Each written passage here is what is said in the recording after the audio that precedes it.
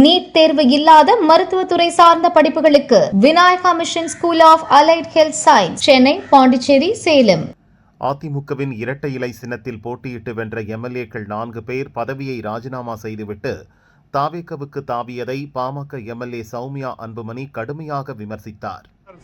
எங்க பாட்டாளி மக்கள் கட்சியின் கொள்கை பாத்தீங்கன்னா அது தெளிவா இருக்கு. அது தெளிவாக நம்மளுடைய பாட்டாளி மிஷன் தலைவர் மருத்துவர் அன்புமணி அதெல்லாம் கரெக்டா சொல்லியிருக்கிறாரு. நீர் மேலாண்மை பற்றியும் இதையெல்லாம் எப்படி நமக்கு பெய்யுகின்ற அந்த மழையெல்லாம் நம்ம எப்படி சேமித்து நம்மளால நீர் மேலாண்மைக்கு கொண்டு வந்து நம்ம விவசாயத்தை செழிக்க வைக்க வேண்டும் என்று நிறைய திட்டங்கள் இருக்கு.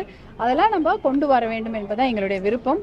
அதற்கான எல்லா முயற்சிகளையும் நாங்கள் சட்டமன்றத்திலும் தொடர்ந்து குரல் கொடுப்போம், சட்டமன்றத்துக்கு வெளியிலும் தொடர்ந்து கொடுப்போம். பாட்டாளி கட்சி அவங்க ஆதரவோட பார்த்தீங்கன்னா அதிமுக எம்எல்ஏ ஜெயிச்சாங்க. வெற்றி பெற்ற 4 பேர் பார்த்தீங்கன்னா தாவேகளை இணைஞ்சிருக்காங்க. அது எப்படி பாக்குறீங்க? 4 பேர் நல்ல ஆரோக்கியமான அரசியல் மேடம். அது நேற்று புதுவையில மருத்துவர் அன்புமணி அவர்கள் அது தெளிவா சொல்லியிருக்கிறாரு. அது எப்படி அது ஒரு வரவேற்கத்தக்க விஷயமே கிடையாது, துரதிருஷ்டவசமான ஒரு விஷயம். அப்படிலாம் அது நடந்திருக்க கூடாது. எல்லா எம்எல்ஏக்களுக்கும் அவர்களுடைய பெயரை வைத்து யாரும் இன்னைக்கு போடல, சின்னத்தை வைத்து தான் போட்டிருக்காங்க. அப்படி இருக்கும்பொழுது அது அதற்கு தான் நம்ம முக்கியத்துவம், மரியாதை கொடுக்க வேண்டும்.